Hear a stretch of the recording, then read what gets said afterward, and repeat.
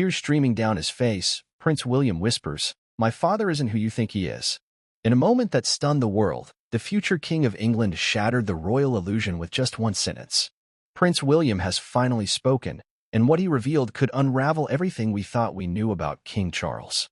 From using Princess Diana's mental health as a weapon to planting emotional guilt in his own son, William now says the palace protected a lie. What really happened behind closed doors? And why is he speaking now, after years of silence? This is the most explosive royal confession in decades, and it changes everything. Before we continue, please hit the like button, subscribe to the channel, and turn on the notification bell for updates. It began with a tremble in his voice, a break in the polished exterior that the world had come to expect from the heir to the British throne. Cameras rolled. Microphones captured every word. But it wasn't a speech. It wasn't a carefully drafted royal address vetted by palace aides. This was something else. Something raw. Something real.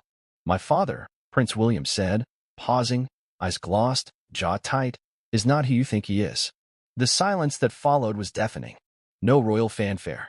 No applause. Just the weight of a lifetime carried into a single sentence. A sentence that cracked open a door the monarchy has spent decades trying to seal shut. It wasn't just what he said, it was how he said it. There was no malice, no calculated political undertone. There was pain. A pain that had simmered beneath the surface of Britain's most watched family for years. And in that moment, it boiled over, not with rage, but with truth.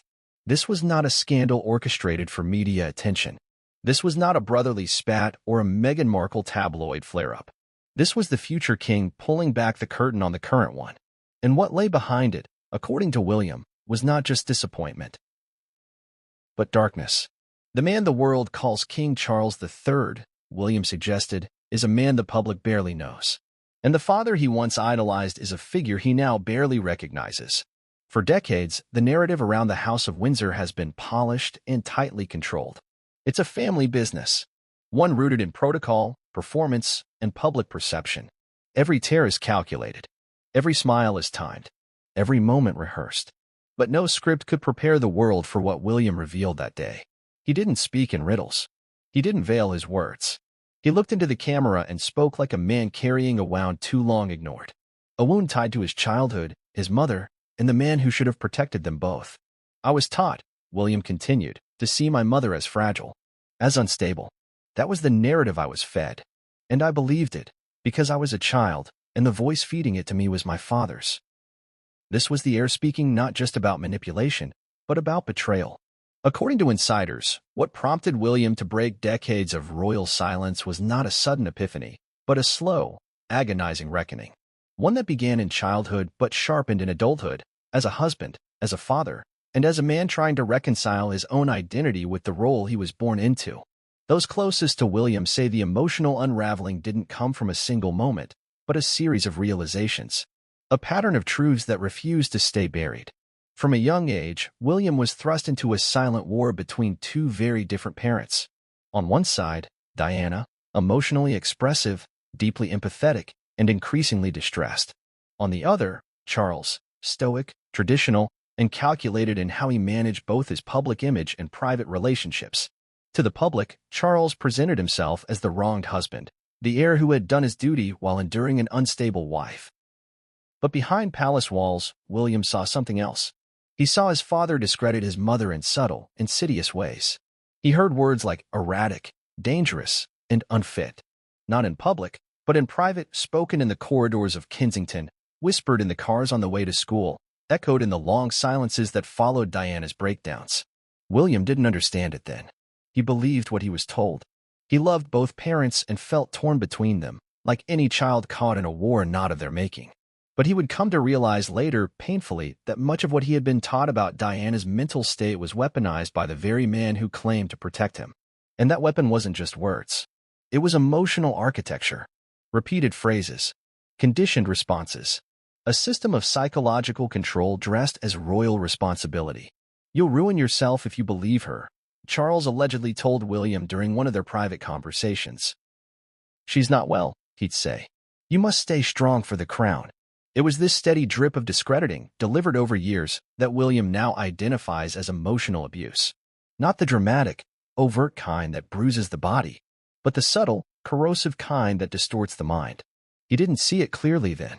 But now, as a father of three, as a husband to Kate Middleton, and as a man approaching his own reign, the fog has lifted.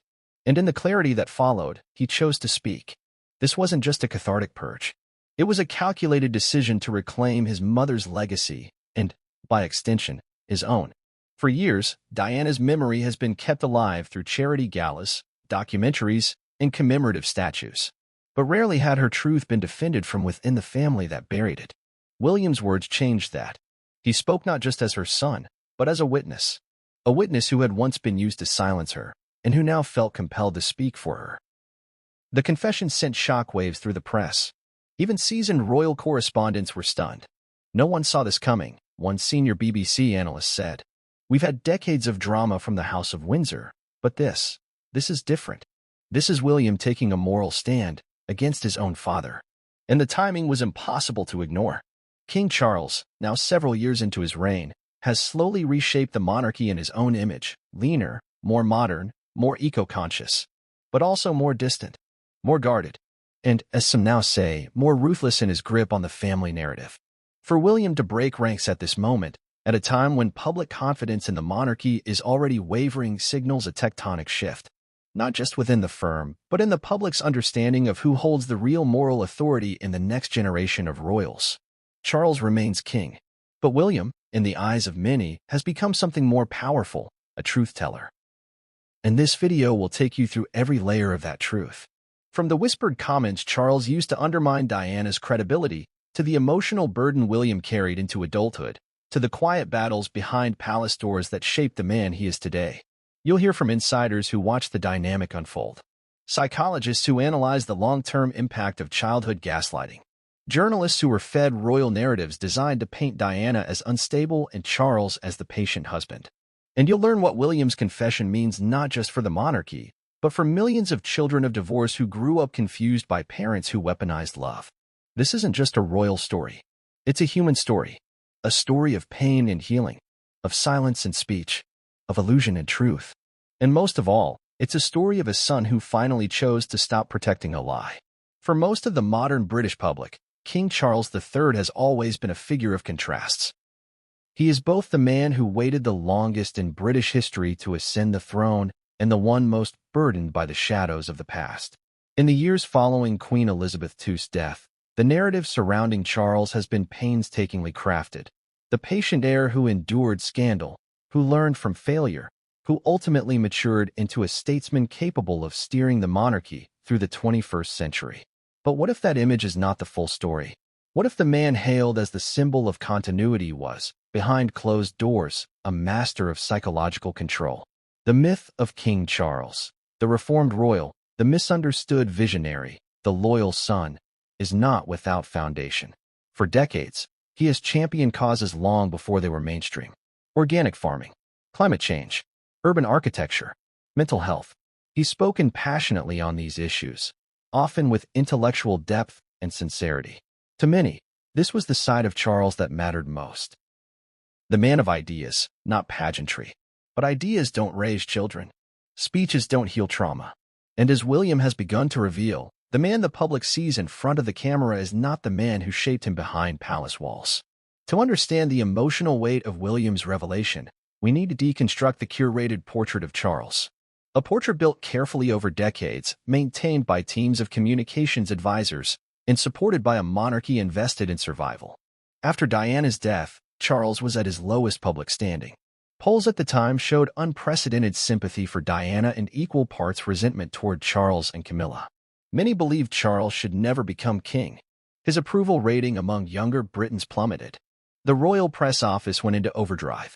The next 2 decades became a carefully choreographed rebranding campaign.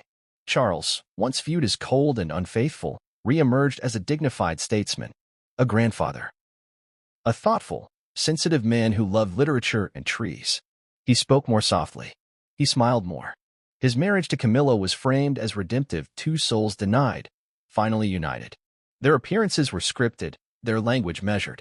But this reconstruction was, at its core, built on omission. It omitted the years of emotional distance between Charles and his sons following Diana's death. It omitted the subtle forms of control he exercised, not just over palace staff, but over his own children. It omitted the pain William internalized while growing up under a man who, according to him, manipulated the narrative about Diana in order to maintain control. William, until now, had played his part. For decades, he upheld the image, smiling beside his father, attending engagements, publicly defending the monarchy. He did what was expected, what Diana likely hoped he would do, to maintain unity for the sake of the institution. But within that unity was silence. And silence is not peace. William's breaking point didn't come from a tabloid headline or a media ambush. It came from reflection, from the private realization that the man he was preparing to succeed had caused damage, deep, internal damage, not just to Diana, but to him. "I was told she was too emotional," William recently said in a private moment captured by close sources. "I was taught to believe that. I see now how wrong that was." Those words, simple as they may seem, point to something profound: gaslighting. While the public focused on Diana's explosive interviews and Charles's quiet patience, a more insidious dynamic played out behind the scenes. Charles allegedly began framing Diana's emotions as irrational, dangerous, even manipulative. This framing didn't just shape public perception, it shaped William's development. Imagine being a young boy, hearing your father say things like, "She's not well, she's trying to make you feel sorry for her," or "You must not let her weakness become yours." These are not merely dismissive remarks, they are tools of psychological conditioning. It taught William to doubt what he felt, to distrust his mother's vulnerability, to interpret compassion as weakness. And over time, that distortion took hold. For years, William struggled to reconcile his love for Diana with the image of her painted by his father. He felt guilt, confusion, a sense of betrayal that he couldn't articulate. He learned to compartmentalize, to divide his emotional loyalty in order to function within a system that demanded order over honesty. This was Charles's power, not brute force, but narrative dominance. He didn't forbid William from loving Diana. He simply reframed her as someone not worth trusting fully. And in doing so, he gained William's conditional allegiance, not out of cruelty, but out of control, out of a desire to maintain the throne's emotional hold. Charles wasn't alone in this. Palace advisors, royal courtiers, even school tutors reinforced the message. Diana was difficult. She was exhausting. She was fragile. Charles, on the other hand, was presented as patient, stoic, the long-suffering husband, the dignified future king. But William saw things that didn't align with that narrative. He saw his mother cry herself to sleep after being mocked in public. He heard arguments behind closed doors where Charles raised his voice, not in passion, but in calculated dismissal. He read letters from Diana that were never meant for the public, letters filled with anguish, desperation, and pleading for her sons to know the truth. And in time, those memories formed cracks in the myth. As William matured, married, and had children of his own, those cracks widened. He began to reflect on what kind of father he wanted to be, not just in public, but in private. And the comparison was stark. Where Charles distanced himself, William leaned in.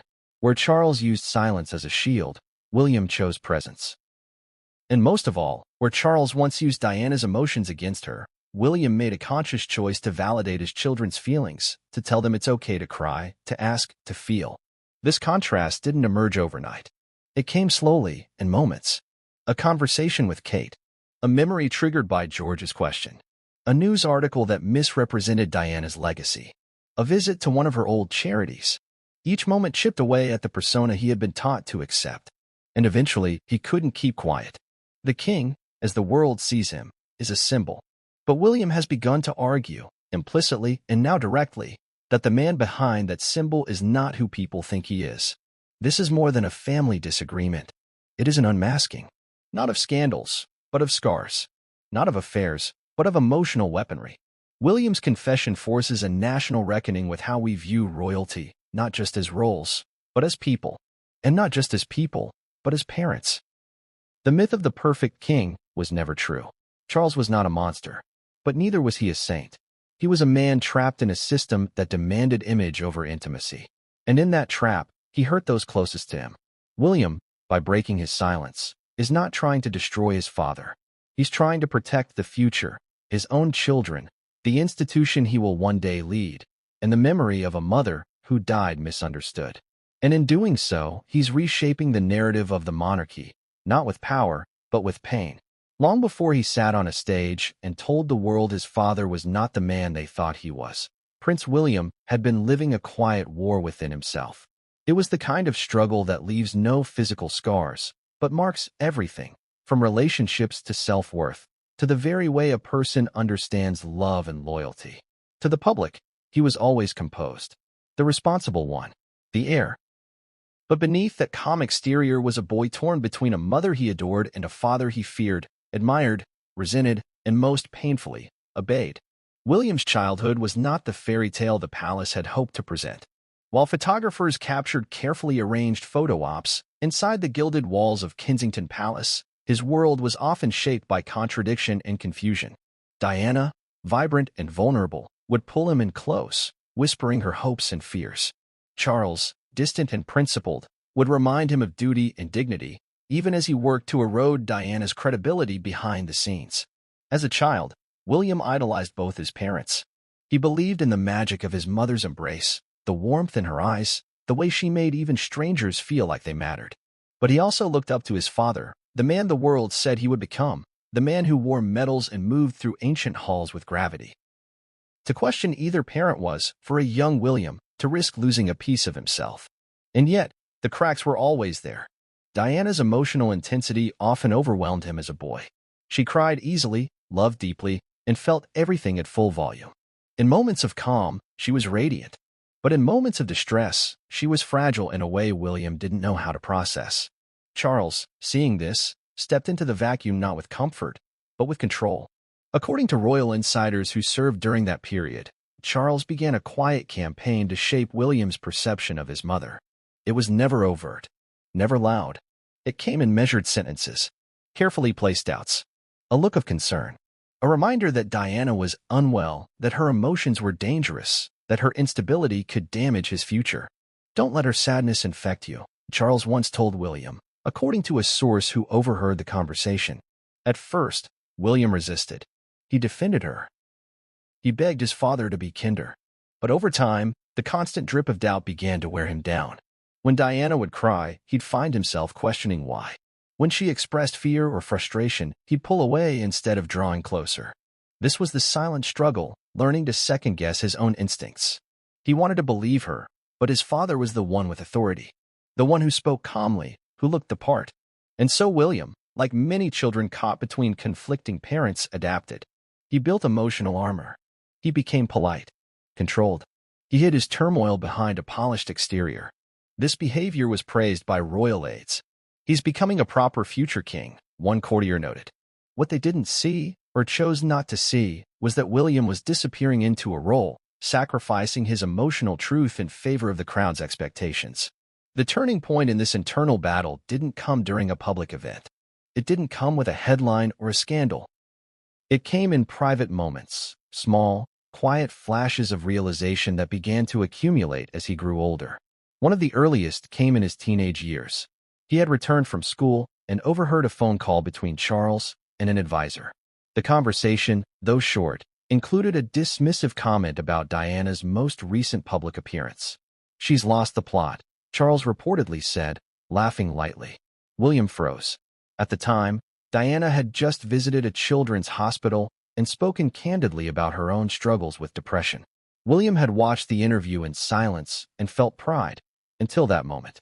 Hearing his father mock her vulnerability triggered a cascade of emotions. Guilt, anger, confusion. That night, William confronted Charles, not with rage, but with a question: "Why do you talk about her like that when you say you respect her?" Charles dismissed it. "I'm protecting you, William. You'll understand one day." But he never did, and the seed of doubt grew. As William entered adulthood and began forming his own relationships with friends, with Kate, with mentors outside the palace, the gap between the version of reality he had been taught and what he now experienced widened. He started revisiting memories of his mother, not through press clippings or public statements, but through her own words, letters, voicemails, diary entries. He read things she wrote at her lowest, where she questioned her own sanity, not because she believed she was broken, but because everyone around her insisted she was.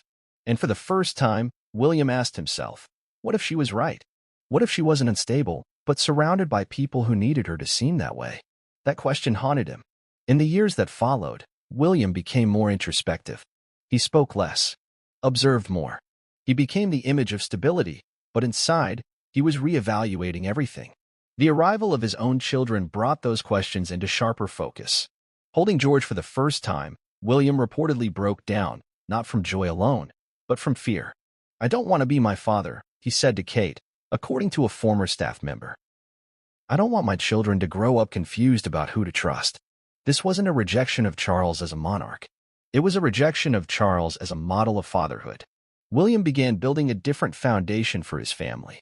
He was hands-on, present, emotionally available in ways he had never known himself. He encouraged openness, made space for questions. He told George and Charlotte stories about Diana, not as a tragic figure, but as a brave woman who loved them before they were born. Still, the struggle persisted. Every time the media praised Charles for his modern monarchy, William felt the dissonance. Every time he saw headlines lauding the king's sensitivity or wisdom, he remembered nights when that same man called Diana hysterical behind closed doors. Every award Charles received for championing mental health felt like a sting, a bitter irony given the way he dismissed his wife's cries for help. Eventually, William stopped trying to reconcile the two truths. Instead, he began to separate them. Charles the monarch could be competent, even admirable. But Charles the father, the one who shaped his childhood through subtle sabotage, was someone William could no longer defend. This shift became clear in his interactions with Charles.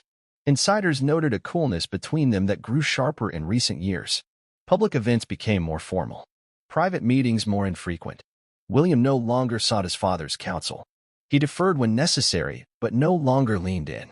The silence became its own statement.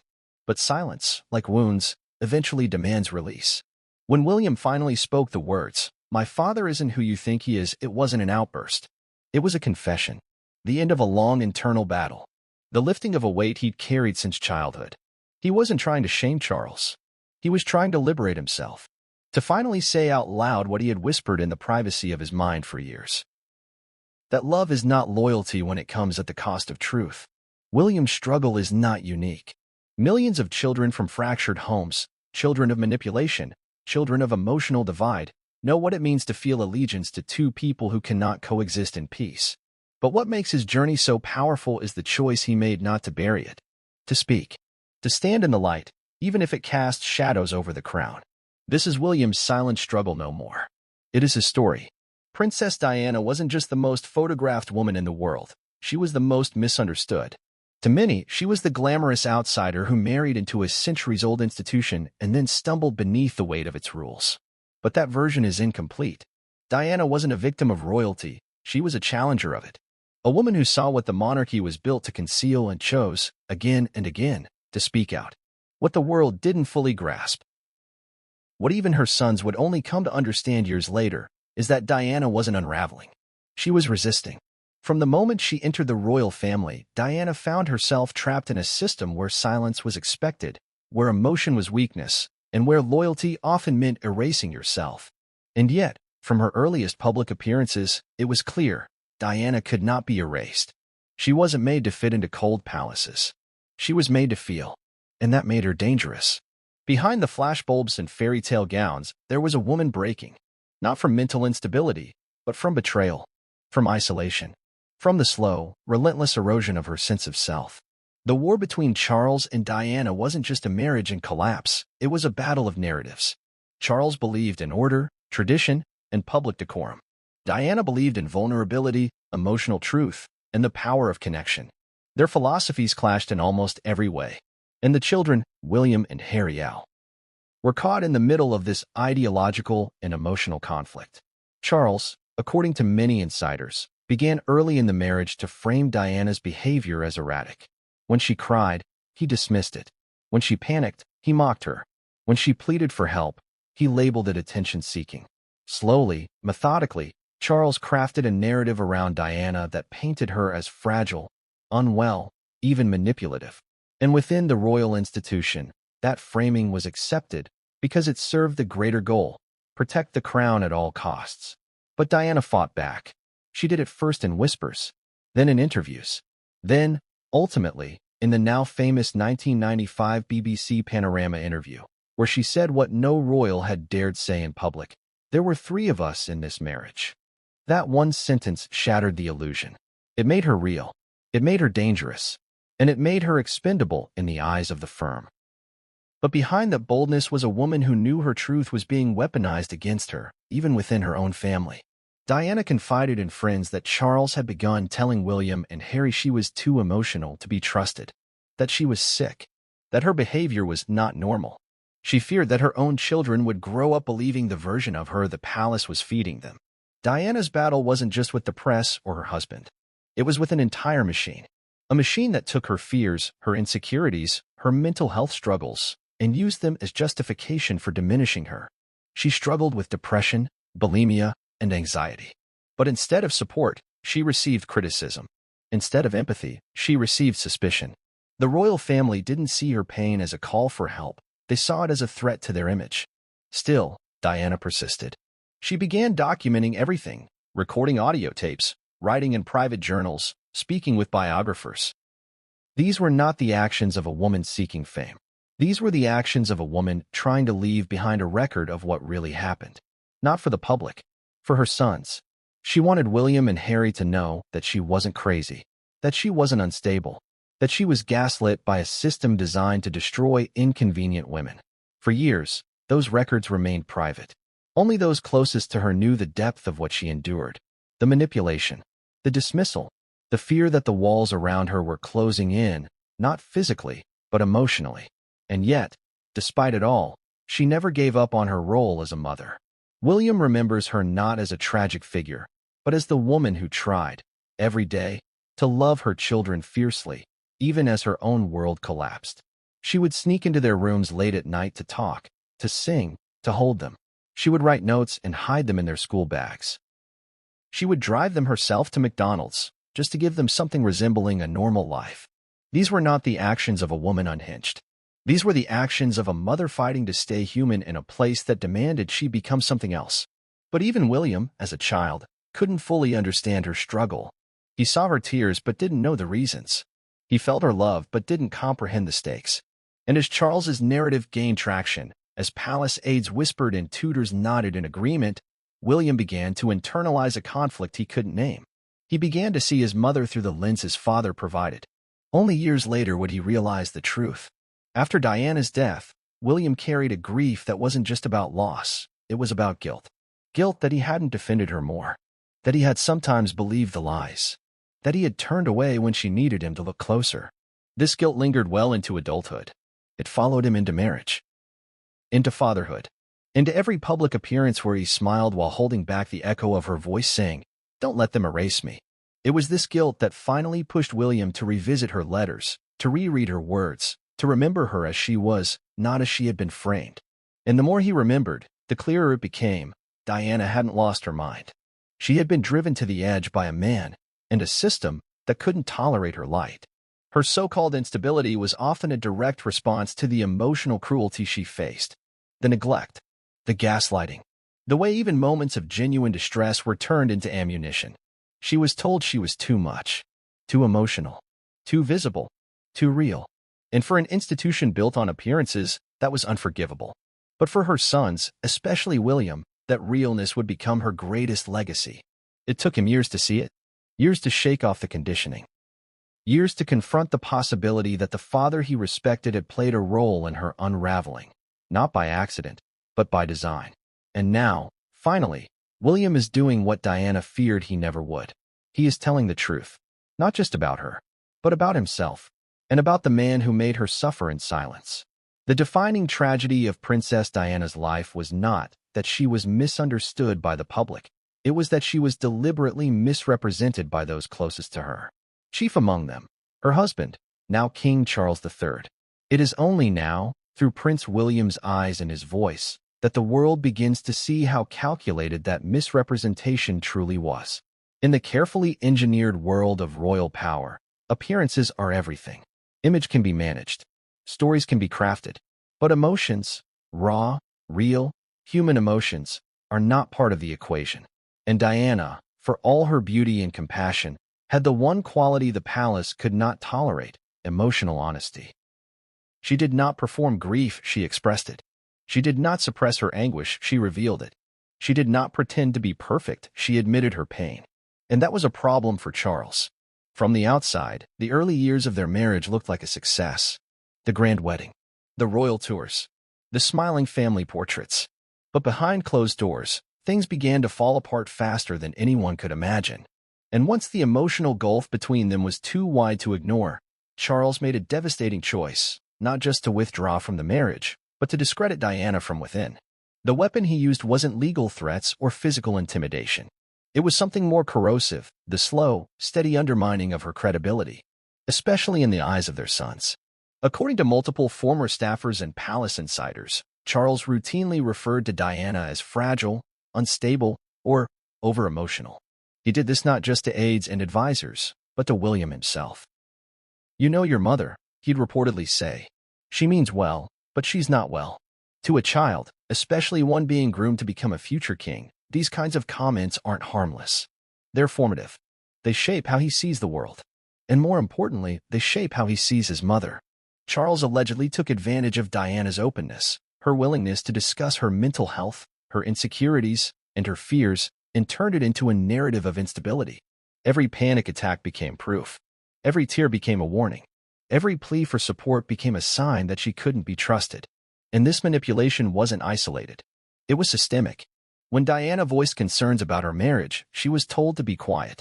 When she sought therapy, it was used as confirmation of her fragility.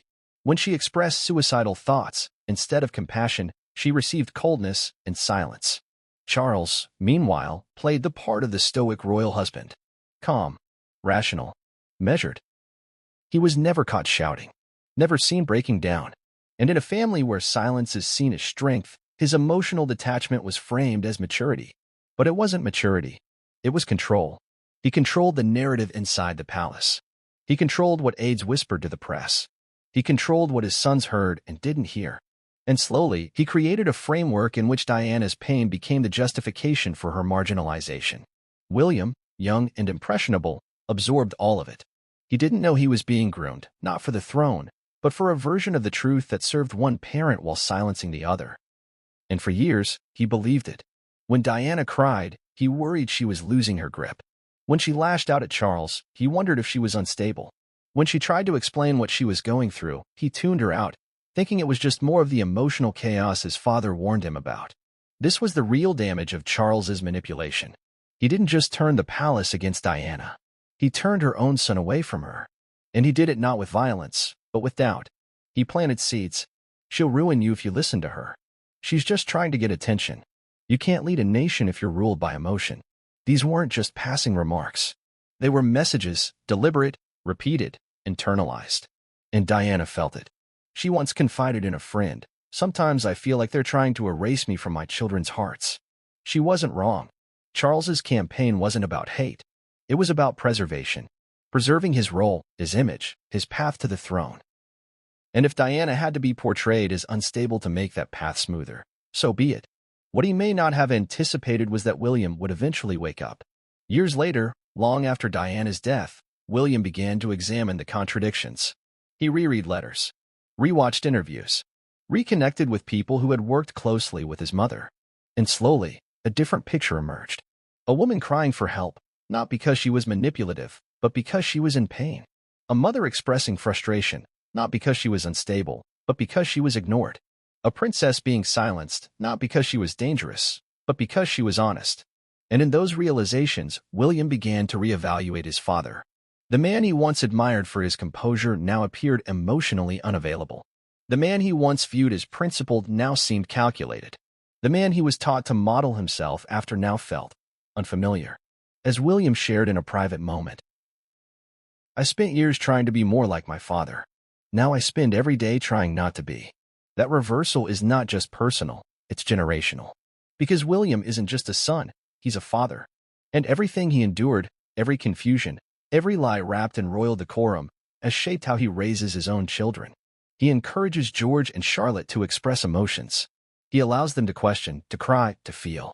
He tells them stories of their grandmother, stories filled with warmth, not whispers of madness.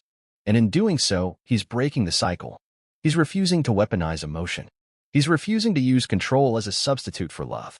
He's refusing to repeat his father's greatest mistake. But he's also doing something far more radical. He's holding his father accountable. Publicly. Because until now, Charles's behavior toward Diana was viewed through a lens of tragic inevitability. The marriage failed. There was infidelity. The system broke her. End of story. William is rewriting that story. He's saying no, it wasn't inevitable. It was orchestrated. It was preventable. It was cruel. And worst of all, it was done under the guise of protection. Charles may have believed he was protecting William by shielding him from Diana's emotions. But in doing so, he deprived him of the chance to fully know her. And now, William is reclaiming that chance, not with bitterness, but with truth. He's not trying to destroy his father's legacy. He's trying to correct it, to fill in the parts that were edited out, to give voice to the woman who raised him, loved him, and was slowly pushed out of his world by the very man who claimed to be his role model. This isn't revenge. It's redemption. For Diana. For William. And for every child who was ever told their love for one parent was a betrayal of the other. There is no single moment that shatters an illusion. No blinding flash of truth that instantaneously rearranges decades of belief. Instead, it's an accumulation. A quiet stacking of doubts, memories, inconsistencies, and painful silences. Until one day, it simply becomes unbearable to ignore. That was Prince William's journey.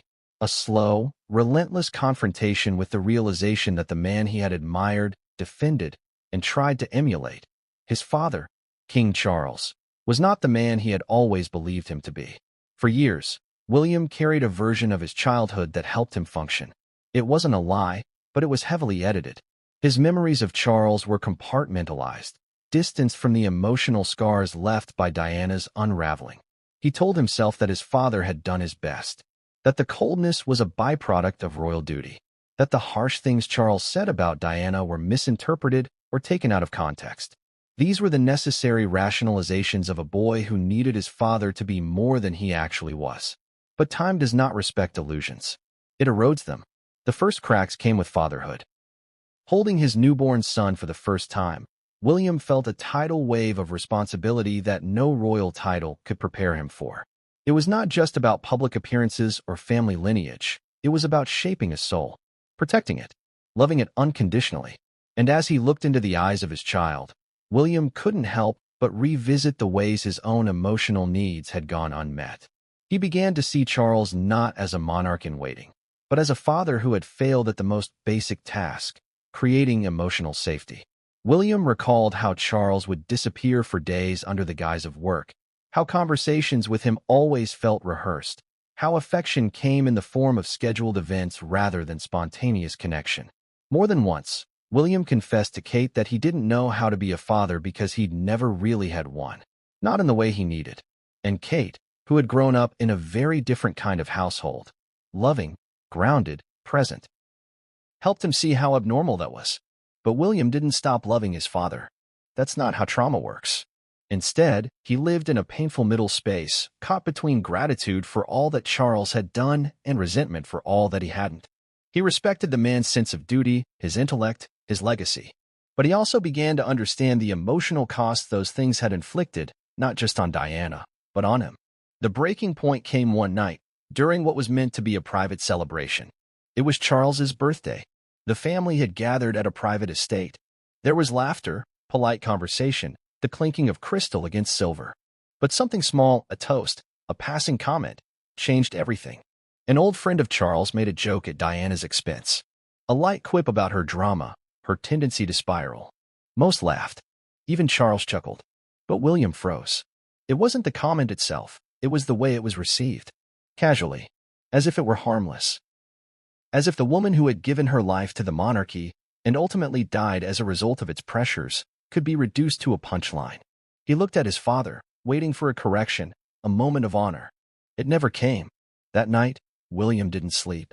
He walked the estate grounds alone for hours, thinking, remembering, replaying every time he'd heard his father undermine Diana, every time he dismissed her pain, every time he'd stood silently while others tore her down. And for the first time, he allowed himself to say what he had buried for years. He didn't protect her. He silenced her. The next morning, William confronted his father. Not in public, not with anger, but with clarity. I can't keep pretending I don't remember what you said about her. he reportedly told Charles. I can't keep pretending she was the problem. Charles, caught off guard, didn't respond well. He defended himself, spoke about the pressures of the time, the difficulty of the marriage, the way Diana manipulated the press. But William didn't flinch. She was in pain, and you used it against her, he said. And you used me. That last sentence hit hardest. Because it was true.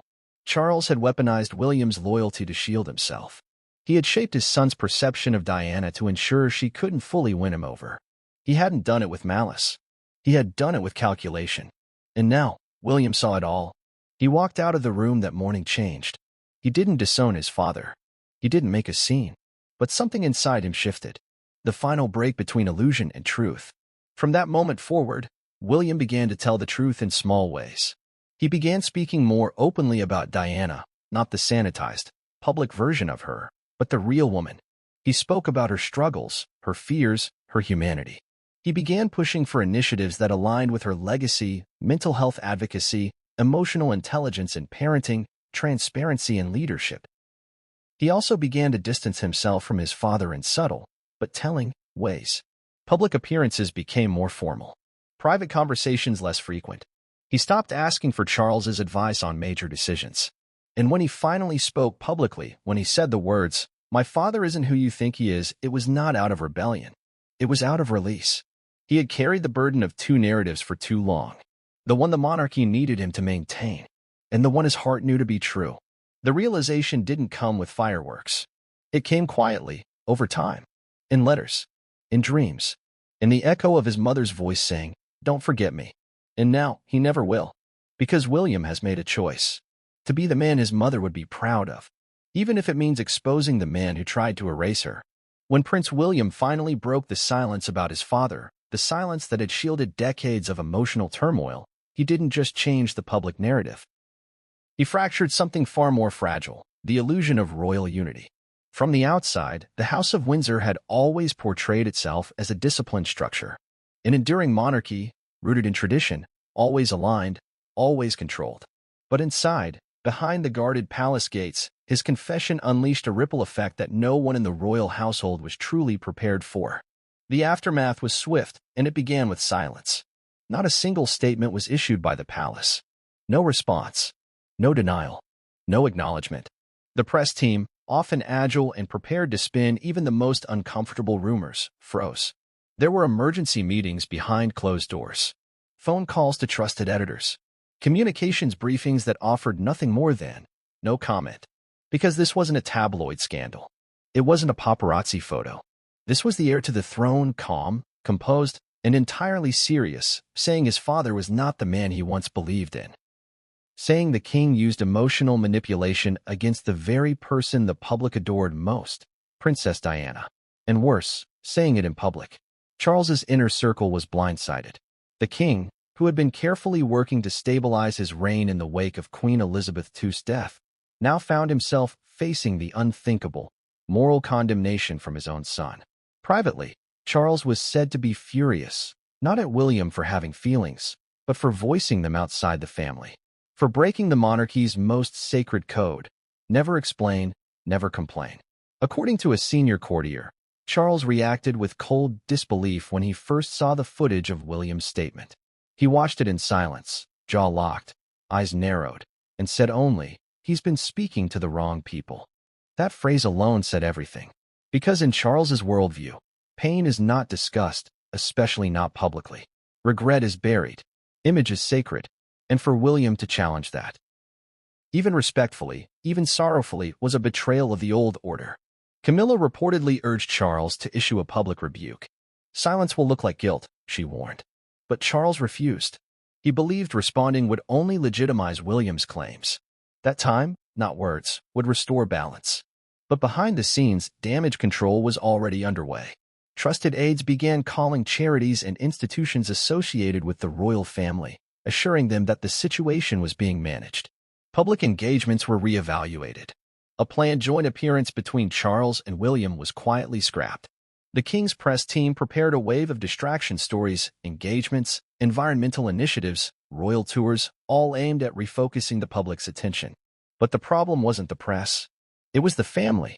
Because once William opened the door, others began to walk through it, some quietly, others more boldly. Princess, and the no-nonsense pillar of the family, was among the first to approach William privately. Though she rarely shows emotion, insiders revealed she met with him alone and said something simple: "Your mother would be proud." That was all. But in those 6 words, William found a rare moment of validation, and had always respected duty above all else. For her to side, even subtly, with William, sent shock waves through the family. Prince Edward, too, reached out, not with a statement of support, but with a question. What changed? William. Why now? And when William answered, Edward reportedly just nodded and said, "You're not wrong." But not everyone in the family was sympathetic. Camilla, now queen consort, viewed William's statement as a threat. She had spent years building public goodwill, climbing out from beneath the shadow of Diana's ghost. To have the late princess re-centered in the public eye once again as a victim, once again beloved, undermined everything Camilla had worked for. She distanced herself from William in the weeks that followed, refused to attend engagements where he was present, sent cold, terse responses to his messages. One insider said she told Charles, "He's undone everything we've rebuilt." Then there was Prince Harry. The most complicated response came from the brother William had barely spoken to in months. From his California home, Harry reportedly watched the statement in stunned silence. For years, Harry had been the outspoken one, the emotional one, the one who challenged the monarchy's inner rot. And William had always been the cautious one, the loyal heir who defended the institution even when it wounded them both. But now, roles had reversed, and Harry, despite the distance, felt a surge of connection. He sent William a message: "I'm here if you want to talk." It was brief. No pressure. No judgment. But it was the first real olive branch between them in over a year. William didn't reply right away. Not because he didn't want to, but because he didn't know how. He had spent so long upholding a version of the family that Harry had openly rejected. And now, standing on the same side of the truth, he didn't know how to close the chasm they had both helped create. Even Kate, his ever-steady partner, felt the tremors of his choice. She supported him completely. There was never any doubt. But she also worried. About the children. About the press. About the long-term consequences of challenging the king on such personal terms. "You've said what needed saying," she told him, "but the storm's only just begun." And she was right. Because in the weeks that followed, palace insiders began leaking counter-narratives. Quiet stories in the press suggesting William was struggling emotionally, that he was being influenced by outside voices, that he was under immense pressure as the future monarch. These weren't full denials. They were veiled attempts to discredit his judgment. Sound familiar? It was the same tactic Charles once used on Diana. And now, the cycle was repeating. But this time, William saw it clearly. And he refused to retreat. He told his team, "No more silence. No more hiding. I meant what I said. I'm not walking it back." That declaration marked a new era, not just for William, but for the monarchy. Because for the first time in modern royal history, the heir wasn't just preparing to inherit the crown, he was challenging the conduct of the man who wore it. This wasn't a rebellion. It was a reckoning. A son confronting a father. A prince redefining a legacy. And a family forced to face what it had long buried. For years, the image of Diana, Princess of Wales, was frozen in time. To some, she was the people's princess, radiant and relatable, a global humanitarian whose life was cut short far too soon. To others, especially inside the monarchy, she was the rogue element. Unpredictable, overly emotional, and dangerously popular. But in the hearts of millions, including her eldest son William, she was more than just a public figure. She was a mother, a symbol of compassion, and, increasingly, a truth-teller whose legacy had long been filtered through the lens of royal control. With his recent statement challenging King Charles, William did more than break his silence. He began the long-overdue process of rewriting Diana's legacy, not as a footnote to royal tragedy, but as the central figure in a story the monarchy tried to erase. It started quietly.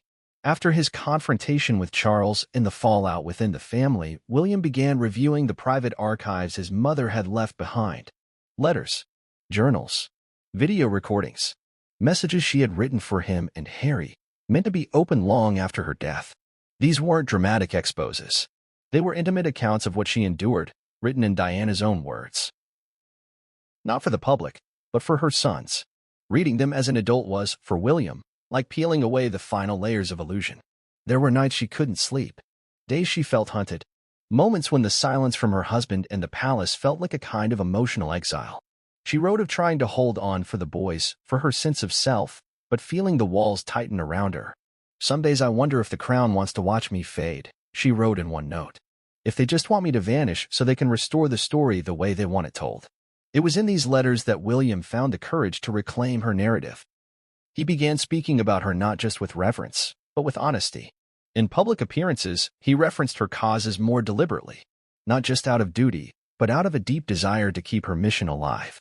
He revisited charities she supported, AIDS foundations, landmine clearance programs, homeless shelters, and made surprise appearances.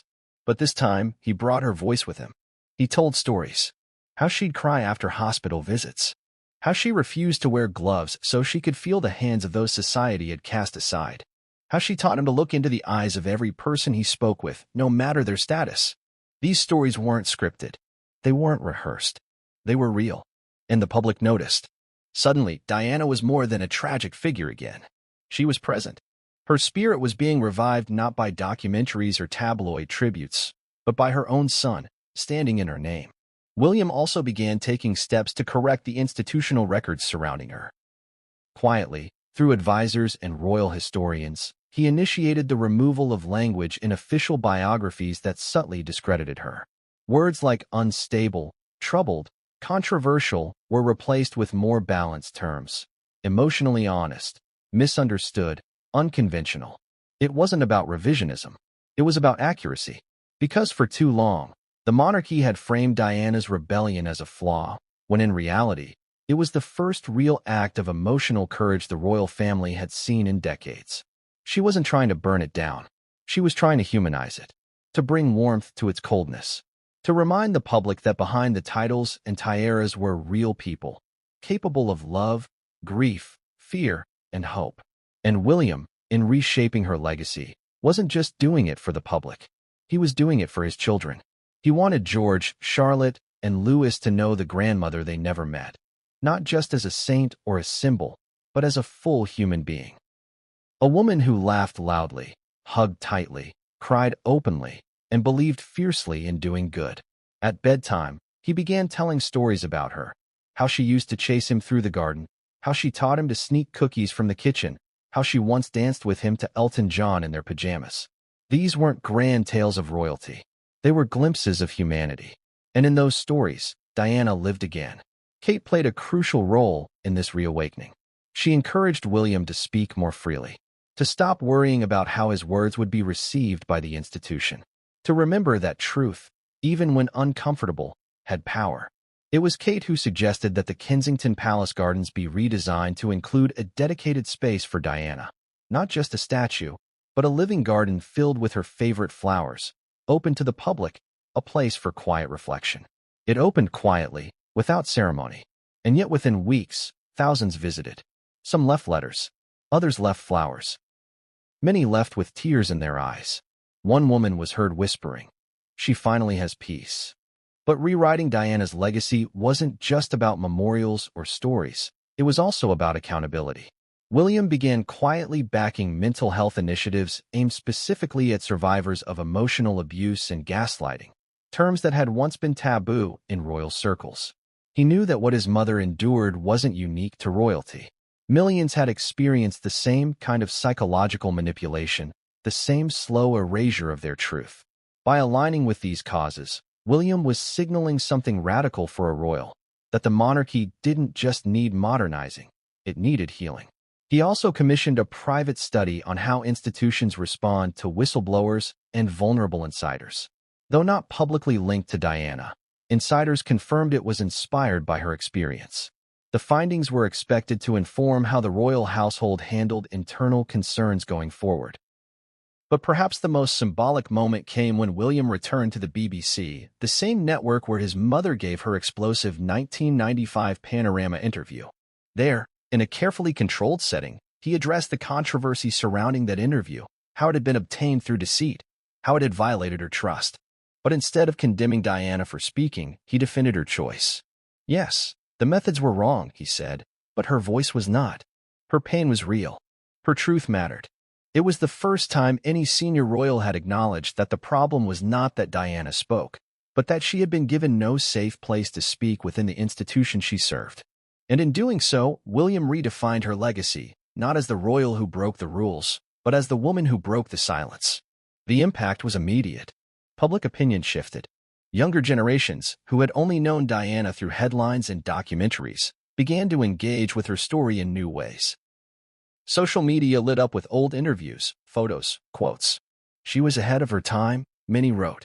And the royal family, despite its efforts to keep the focus on tradition, was forced to reckon with a new narrative. One where Diana was not an embarrassment, but a blueprint. For empathy. For courage. For transformation. William, by embracing that blueprint, is not just honoring his mother. He's reshaping the monarchy in her image. Not with defiance, but with love. Not with rebellion, but with remembrance. Not with bitterness, but with balance. Because in telling her story honestly, William is telling his own. And in doing so, he's building something far more enduring than the crown. He's building trust. The monarchy has always had a complicated relationship with the press. For generations, royal survival has depended on controlling narratives, shaping public perception, and projecting an image of unity and strength. But nowhere has the media's influence been more profound or more damaging than in the emotional war between Princess Diana and King Charles, and by extension, between Charles and his sons. It was not just the whispers within palace walls that distorted the truth, it was the power of headlines, soundbites, and carefully curated exclusives. And William, having grown up in this furnace of scrutiny, manipulation, and spin, knows better than anyone how the media shaped not just public opinion, but his own understanding of his parents. The British press in the 1980s and 90s didn't just report on the royals, it feasted on them. Every outing, every dress, every gesture became a front-page story. At first, the attention was flattering. Diana was catapulted into global superstardom, eclipsing even the Queen in popularity. She was beautiful, warm, compassionate, the fairy tale princess the public had dreamed of. But when her marriage began to fracture, the same media that once adored her turned vicious. Tabloids began publishing anonymous leaks that framed Diana as irrational and erratic. Stories appeared painting her as emotionally unstable, prone to fits of jealousy and paranoia. Charles, by contrast, was portrayed as dignified and long-suffering. The media accepted and amplified the narrative being quietly fed to them by the palace that Diana was unraveling, and Charles was simply doing his best to manage a difficult situation. It wasn't an accident. According to insiders, Charles's team had a deliberate media strategy. They maintained close relationships with select royal correspondents, offering them access and exclusives in exchange for sympathetic coverage. These journalists, often invited to palace briefings and private dinners, became unspoken allies. In return, they softened stories, buried certain scandals, and emphasized Diana's problems over Charles's behavior. For young William, this public dynamic became deeply confusing. He would see one version of his mother at home, loving, wounded, desperate to protect him, and another in the newspapers, a madwoman who was hysterical, manipulative, or unstable. The dissonance fractured his sense of reality. When you're 10 years old and every newsstand claims your mother is dangerous, how do you trust what your heart tells you? In school, classmates repeated tabloid rumors. Teachers, though professional, could not shield him from the headlines. Even family friends would sometimes reference articles casually, not realizing the effect it had on the young prince. This relentless onslaught didn't just erode Diana's public image. It eroded her son's understanding of her. And that damage lingered long after her death. For years, William avoided the media entirely. He spoke only through official channels, rarely gave interviews, and kept his emotions tightly guarded. He believed that privacy was the only way to preserve peace. That silence was the only armor against distortion. But as he got older, that strategy began to crack, especially as he revisited the media's role in his mother's downfall. In private, William began researching. He met with journalists who had once covered his family. Some offered apologies. Others defended their work. But through those conversations, a pattern emerged. Many reporters had been manipulated, fed information by palace insiders, pressured to protect the crown's reputation, and discouraged from digging too deeply into Charles's missteps. One journalist admitted, "We all knew something was wrong, but we were told, off the record, that Diana was the problem, that she was unstable, And frankly, it was easier to believe that than to challenge the entire institution. That confession stuck with William, because it proved that the lies weren't just internal, they were institutional. He began to view the media not as a neutral force, but as a tool used by powerful people to maintain their narrative. And Charles, despite his reputation as an environmentalist and philosopher king, had mastered that tool. In recent years, especially since taking the throne, Charles's media operation has grown even more sophisticated. Strategic leaks, carefully orchestrated interviews, and press embargoes are now standard practice. Public sympathy has been cultivated through human interest stories, royal weddings, and tributes to Queen Elizabeth. The image of Charles as a modern, enlightened monarch has been carefully nurtured, and William has watched it all, silently. Until now. By publicly challenging his father's portrayal, William has not only broken with royal tradition, he has also exposed the machinery behind it. His confession pulled back the curtain on how narratives are built, how truth is buried beneath strategy, and how the media's appetite for royal drama has made them complicit in emotional injustice. His decision wasn't made lightly. Before going public, William consulted with a small circle of advisors. Many warned him that the press would turn against him, that challenging the king would be seen as an act of disloyalty. But William understood the risk. He had lived through the worst possible consequence of media manipulation, the death of his mother, and he decided that silence was no longer an option. In interviews following his statement, William didn't blame individual journalists. Instead, he focused on the system. "We all play a part," he said, "but some of us have the power to stop the cycle." His words landed with force. For the first time, the media found itself under scrutiny, not for gossip, but for complicity. Editorials were published asking hard questions. Why did so few question the palace narrative about Diana? Why were Charles's failings treated so gently? Why was it so easy to frame a woman in pain as a problem? These questions reverberated across newsrooms. Some outlets issued quiet apologies. Others doubled down, defending their coverage as balanced. But the public saw the shift. Polls showed a spike in support for William, not because he had exposed scandal, but because he had exposed pain authentically, without spin, without rehearsal. In the digital age, where younger generations value transparency over tradition, William's candor struck a chord. Social media platforms flooded with posts supporting his decision. Hashtags like #Diana'sTruth, #WeStandWithWilliam, and #RoyalReckoning trended for days. And news coverage began to shift focus, not just on the monarchy's ceremonial role, but on its human cost. William also made a deliberate choice in how he shared his message. He avoided traditional royal press channels. He refused to sit down with longtime royal correspondents. Instead, he chose an independent platform, one unaffiliated with Buckingham Palace, one that gave him full editorial control. The format was intimate. No palace backdrop. No coat of arms. Just William, in a quiet room, speaking plainly. That choice sent a message. I am speaking as a man, not a title. And it worked. Because it wasn't just what he said, it was how he said it. With vulnerability. With restraint. With conviction. It reminded people of Diana. And in doing so, it reminded them of how badly she had been misrepresented. William's stand marked a turning point in the relationship between the monarchy and the media. He showed that the crown no longer controls the narrative unchallenged, that the heirs of tradition are no longer willing to carry inherited silence. That truth, even when painful, is more powerful than any press release. And that legacy isn't built by protecting myths, it's built by confronting them.